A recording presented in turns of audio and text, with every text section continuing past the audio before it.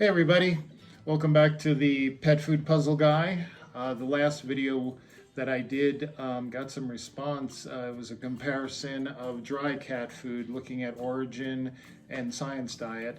And Edward had requested, how about doing canned? Because canned was more important to him, and I think most of us agree that canned food would be the preferred form to be feeding cats. So I thought, okay, let's do a comparison of Orijen, their original cat canned versus Science Diet cat canned as well. So I thought rather than showing both separate, I just try to keep this video a little shorter because we're just doing a quick comparison.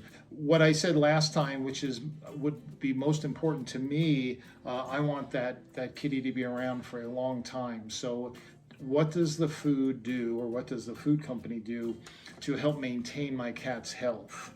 And part of maintaining good health, of course, just like for us, is reducing the risk of disease. So let me just put up a comparison of these two foods. This is the canned food, and first thing you'll notice is, now you might not remember from the dry versions, but both companies, their canned is a little higher in protein. And that's fine, these are carnivores. I mean, there is a level of too much protein that the cat doesn't need, but we're just gonna assume this is within the safe range. They're both high in protein.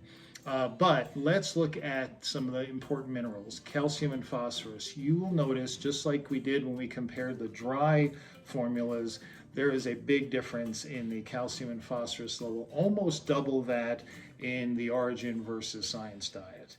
And that, if you remember way back, a few of my videos back, what's more important, the nutrients that we deliver to your cat as a food company, or the ingredients that we offer your cat?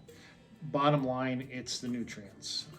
Ingredient panels can look wonderful, they can look glamorous. I'll show you both of these two foods. But what's most important to your cat's health is the nutrients that are provided and delivered to her body. And again, calcium and phosphorus, they're always linked together. They're very important minerals. They need to be balanced. The ratios need to be correct. But you will see that there is a big difference there. Where does that come from? Does that mean that their philosophy is just higher mineral levels?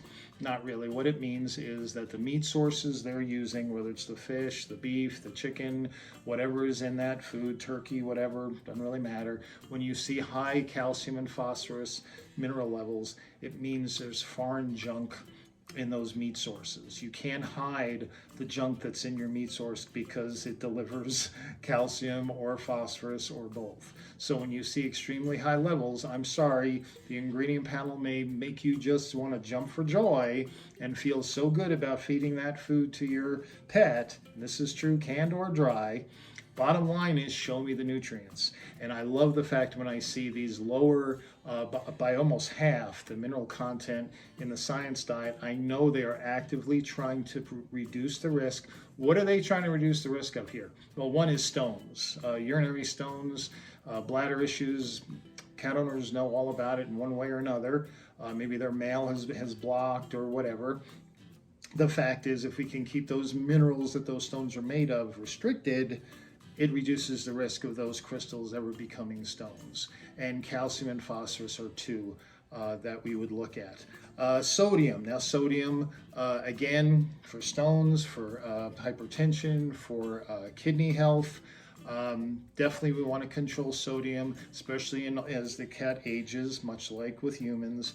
And we can see there is, again, a big difference in the amount of sodium in this diet. Now it's kind of interesting, in the last diet, the sodium wasn't so bad, but here in this diet for the Orijen we see in their canned, it is much higher. Magnesium. Now magnesium, I was just reading a thread this morning, a cat owner that said she knows her cat has a history of crystals, so she's got to watch magnesium. And I wrote back to her and said, oh, well, it's a lot more than just magnesium. It's magnesium, it's calcium, it's phosphorus, it's sodium. So when we look at magnesium, if you remember when we compared Orijen and Science Diet dry, they were almost identical in magnesium. So kudos to both companies for that. Here though, in the canned, what do we see? We see actually the magnesium level is double that of the Orijen canned versus the Science Diet canned. Now again, this is an example of picking, and I'm not going to blame any or accuse any food company, but this is the industry now because no one's looking at nutrients. Let's pick ingredients that look really good, that appeal to the pet or the cat parent. And who cares if it doubles magnesium level or it does this or it does that? No one's looking at that. No one even cares about it. I am still the lone wolf out there saying, no pun intended, but the lone wolf out there saying, just look at the mineral levels. Look at the mineral levels. It will tell you the quality of the food. It'll tell you if that food company is concerned with reducing the risk of disease of your cat or your dog.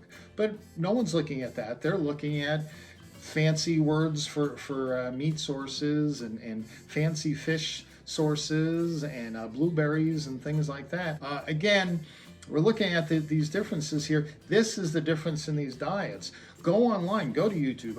I challenge you and invite you, go to YouTube and find anybody that's actually looking at the nutrient levels of different foods to say, hey, this one is healthier for your cat than this one. They're picking it all on, oh, I like the sound of that ingredient. That sounds really good.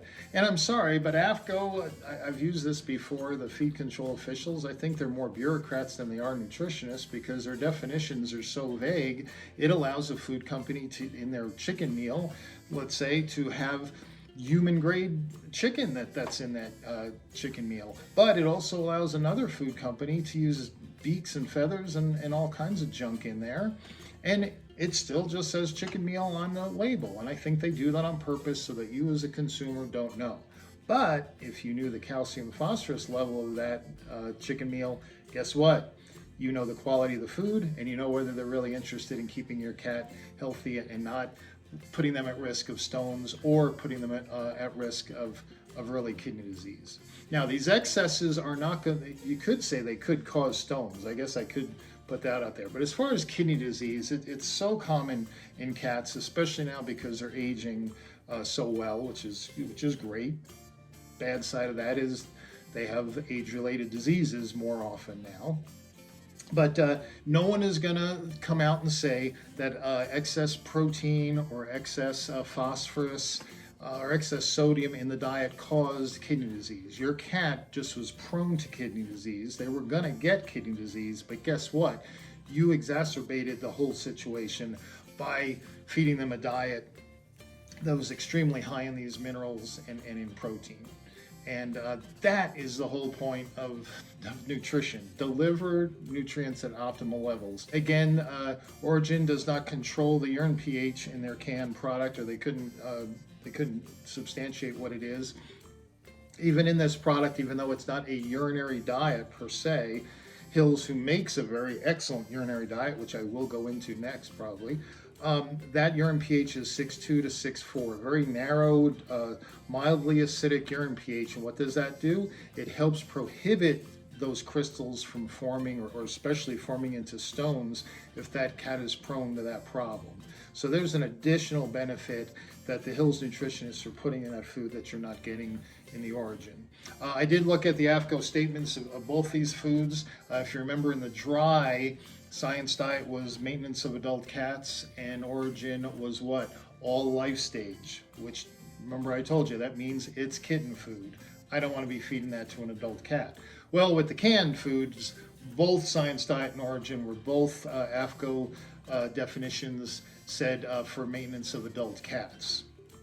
But just to give you an example, look at the difference, the excesses that are in the one versus the other, even though they both say for maintenance of adult cats. But at least it doesn't say all life stage, so that's important. Okay, I have to show you this because maybe I'm just out of touch. I've been retired for 8 months. I don't know when the pet food marketers started doing this with canned food, but for forever, when you looked at a ingredient panel of a canned product, the first ingredient was always water, because as we know, especially the benefit of canned, especially for our feline friends, is all the moisture. So it's fine to see water as the first ingredient, because remember, ingredient panels go by weight. That's the way they work. by weight, not by volume, not by the most. Everybody thinks that way, but that's not the way it works. It's the heaviest. You get a very little of something, but if it's heavy, it goes to the front of the ingredient panel like fresh meat, right? So this is ingenious that if you look at Science Diet, I'll show you in a minute, water is the first ingredient, just like every food I've ever seen. But maybe I just missed this and it changed recently, but I'm looking at the ingredient panel of the Orijen can, and chicken is the first ingredient. Now we've been through this with all my other videos, and you've heard it from other people. Chicken is the first ingredient in dry food. They do that because it's just water moisture level, because meat is heavy in moisture. It shoots right to the front of the ingredient panel, but there's very little meat, there's very little protein there. The real sources are the meat meals. Meal is a dried form, and again, you don't know the quality unless you look at what? The calcium and phosphorus, but all that weight is protein, okay, versus meat, which is mostly water. So here's a canned food, and this company, maybe everybody else is doing this now, and I'm just behind the times.